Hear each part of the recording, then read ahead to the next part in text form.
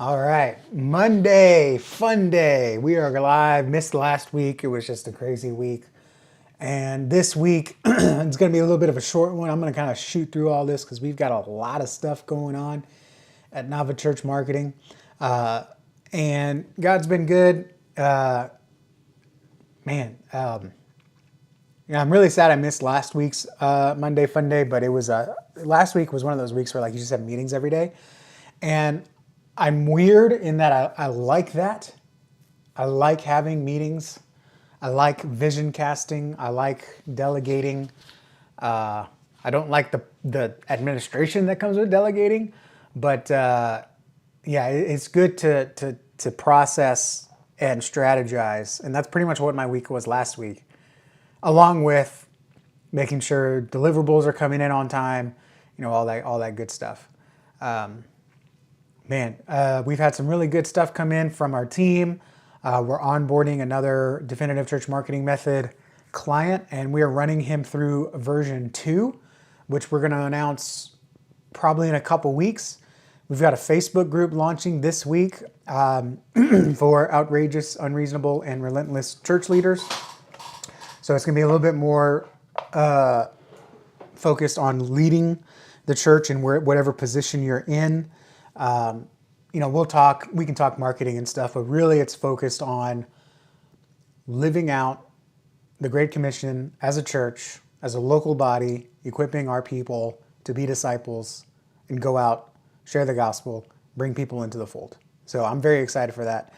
That should be launching at the end of the week. And then next week, May 7, I think, don't quote me on that. It will be in the emails. I'm doing a branding workshop for youth groups. One of the things that we're seeing is, youth graduate and they don't come back to church. And one of the reasons, I think, is because we've isolated the youth group to be a church within a church. So when they graduate high school, it's almost like they're graduating church, and we're asking them to come to a brand new church. And if your church is large enough, which I think is going to be around 200, 300, you can see youth kids graduate high school, but they still want to keep going to youth group, because the youth group has its own identity. And so we're going to do a workshop to talk about that. And it is paid, but if you're on my email list, I'm going to give you a coupon code this week to get in for like a third of the price. So that's going to be really good. A lot of people have been asking about youth groups and branding their own youth groups. And, there's just a certain way to do it and do it well. And it's going to be all about that. So a lot of stuff is going on here. Not to mention my wife has been working some overtime, and I've had to pick up some stuff around the house to make sure all the engines are running on time. And of course, I got a bigger vision than I can actually do on my own, trying to get my daughter to help me. She's 10, so she can only do so much. But on top of trying to keep on track of nutrition, working out, staying in my quiet times there, a lot of stuff going on. Another big update too, I guess, is I'm no longer medically obese. My BMI is now low enough. I'm just your normal standard American overweight. So that's a big milestone I didn't realize until I talked to my doctor this morning, and he crunched some numbers. So a lot of stuff going on today, and I'm doing this late, so let's get into it. Everything's coming up Millhouse. So Google has been making let me take a sip here.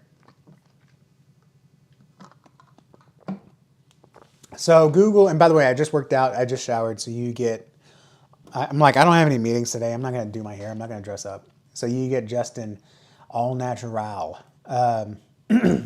Google's been rolling out some updates, trying to get rid of those unhelpful pages that are just built for you to click on so they can get ad revenue. You ever search up like how to make a landing page on Wix, and an article comes up and it's like how to make a landing page on Wix, and it's like, oh great, you click on it and all it is just stupid AI written, Wix is a great software for this and their sales page says this, and with Wix you can do this. They never talk about how to build a landing page. It's just mumbo jumbo to try to get Google to get you to click on their website so they can make 7 cents off of you or whatever the ad revenue is.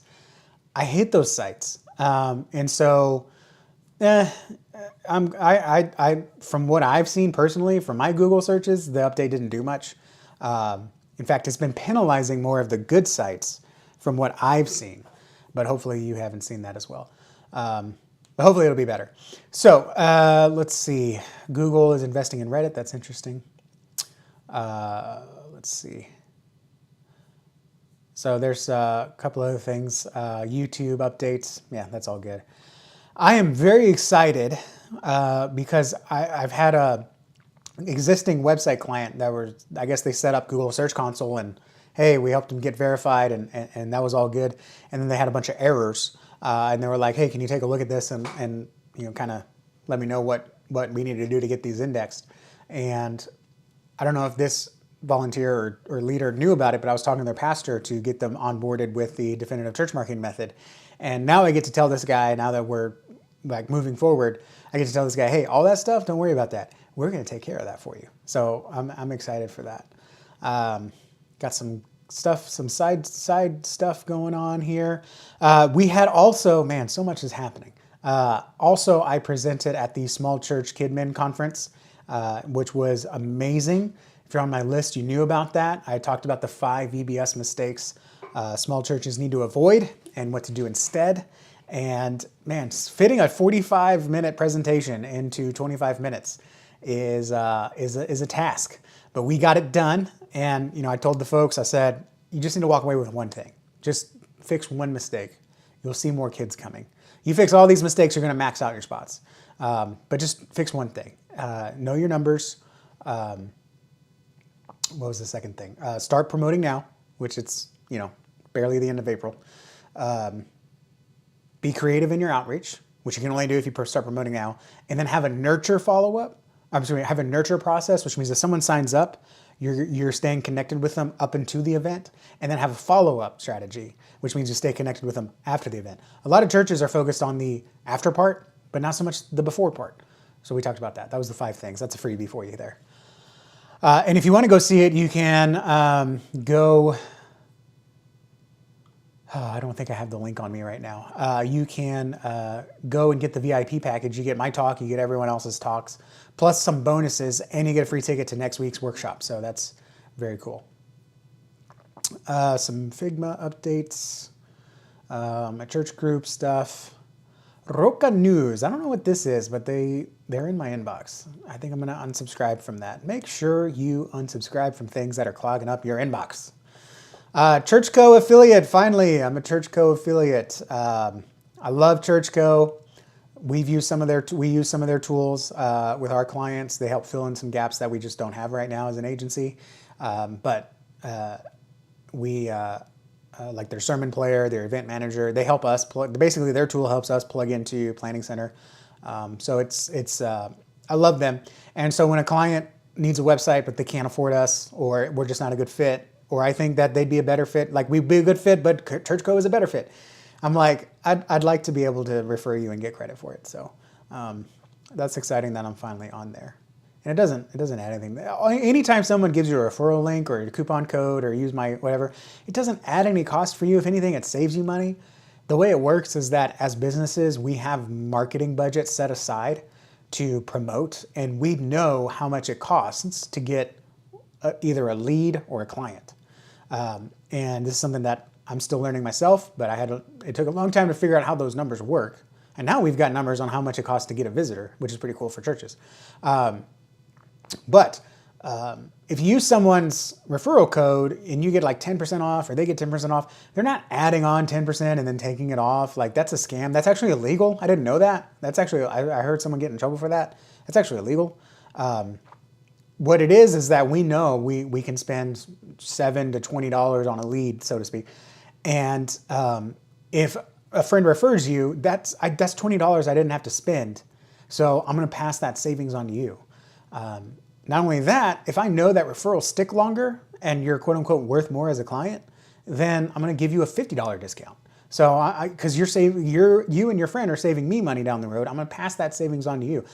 unlike what everyone else in the stupid world says, just because we're saving money doesn't mean we're going to keep it all to ourselves. We're going to make our customers happy and our clients happy by passing on savings to you. That's the way it should work. Unfortunately, we've become so corporatist instead of capitalist. There is a difference that big businesses have ruined a lot of things for a small business. And this is where I talk about reputation needs to be more important. So I don't want people to look at me and see ministry brands. I also don't want them to look at me and see Butler Brands or a Church Media Squad. Those are great guys, and I don't want to be confused with them because we do things in a very certain specific way, including going live right after taking a shower. I regret not wearing a hat. Can't find my hat. So that's a little peek behind the curtain here. Apple's still working on an AI partnership. That'd be great because you know who is just a terrible assistant. I got some more money stuff coming in. And so ironically, it looks like the church that we're onboarding now for the full, they were a website client. We were onboarding them now for the full Definitive Church Marketing Method program. It looks like their annual website renewal just hit. So now I got to call them and be like, hey, do you want to just make the invoice smaller or refund this? That's so funny. Okay. Let's see. And then credit card bill due. So not much is going on there. Right. Cool beans. We'll take a look at the other inbox. I've been exploring with Notion. If you're using Notion, let me know. That's another affiliate link that I have because I'm enjoying it so much. Eventually, I want to do a class on it.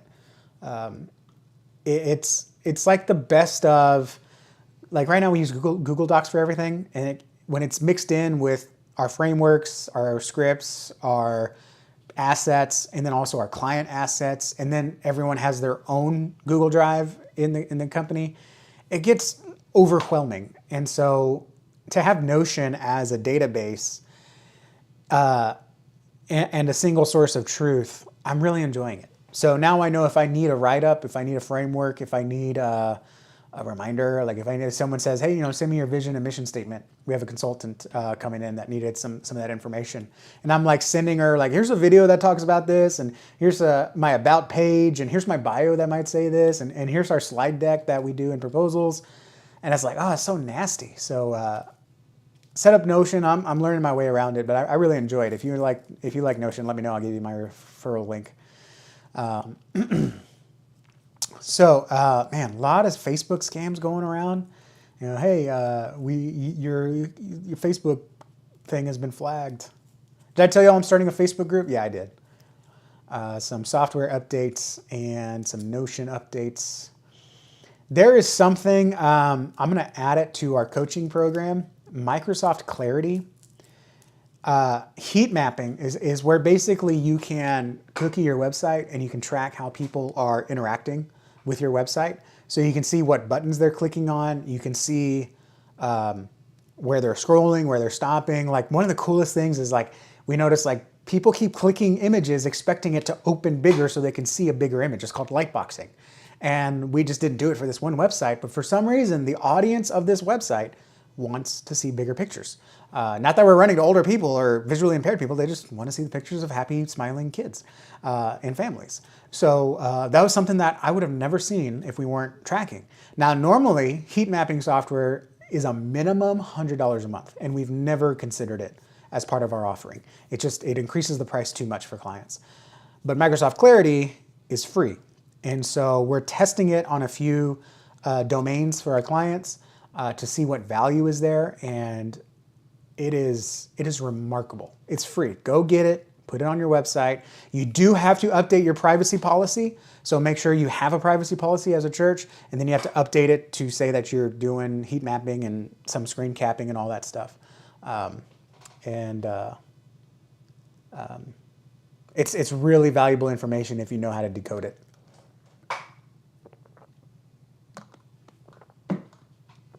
Last thing I got here, AI Discovery Expo online. I got an email from Kenny Jane, great guy.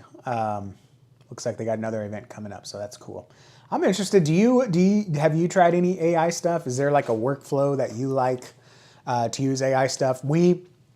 Our rule is at the company is you can use AI, but you can't use it as your work. So you can use it, I encourage people to use it to brainstorm or what I call bounce off of. So my copywriter uses AI because he takes his copy and he'll feed the AI, he'll give the AI the brand guide, the messaging guide, the website, and like here's all the stuff about the church. And now here's the ad I wrote. Tell me, does this resonate with the people that this church is equipped to serve? Or what are some objections to this ad that I haven't thought of? And it will come across, it'll almost be like a devil's advocate, where it'll point out things. And it'll point out like you're too verbose here, or you're too simple, or your writing's not advanced enough. I use it for image creation when I need it for random stuff. I use it for personal a lot, probably way too much. I planned my son's entire birthday menu with AI. I was like, okay, we're doing space themed. I got a Blackstone grill, I got a double oven and a stove and 2 air fryers. And give me space themed foods that I can cook at the same time across all these devices, all these appliances, so I can try to have them all ready at the same time. And it spit out not only menus, but recipes and space themed snacks. Like there was like star-filled Crispies and Galaxy fajitas. I don't know, it was better than what I'm thinking of. But it was really cool. And then I said, give it to me as a shopping list by department. And it gave me a shopping list by department. So I just had to go to H-E-B, our grocery store, and just hit department, just knock out each and everything. Like, that's cool. So I really like AI, but we don't use it. We have a hard rule. In fact, my guys know if you use AI and you straight up copy paste the AI stuff into client work, you're fired. You're done. Clients don't pay us to use AI for them. They pay us to really dig into who their church is and communicate the right message to the right people in the right way. And AI is not there yet. So we use it to bounce ideas off of, play devil's advocate. And I think there might be some analytics in there just to help us read data a little bit better. But yeah, that's pretty much it. So I really enjoy using it. I'm curious, do you use AI? Are you using it in ministry? Do you use it for personal? What tools have you played with? I'd be very curious about that. I'm going to cut it here. That's a short Monday fun day, but thanks for joining. And tomorrow I'm going to have Matt Curtis on the live stream, not the live stream, the best known church show. And he's going to share how our internal health can help us help our external outreach. So I'm very excited for that. We're changing the format as well. We're going to be a little bit less teaching on these interviews and more focused on just having a good conversation. So it's much more easy to listen to. And I think you'll get even better. I know yesterday I got, or when we recorded it last week, I had way more revelations just through talking instead of trying to interrogate. So I'm excited for you guys to see that. That'll be tomorrow at 11 Central, 12 Eastern, live on this YouTube channel. Like, subscribe. And let me know, what AI have you tried, used? Are you sold on it? Are you scared of it? Let me know in the comments below. God bless you all.